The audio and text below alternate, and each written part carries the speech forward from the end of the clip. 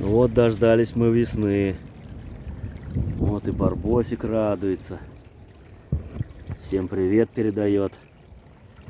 Смотрите, какие замечательные ручьи. Весна полноправная хозяйка природы сейчас.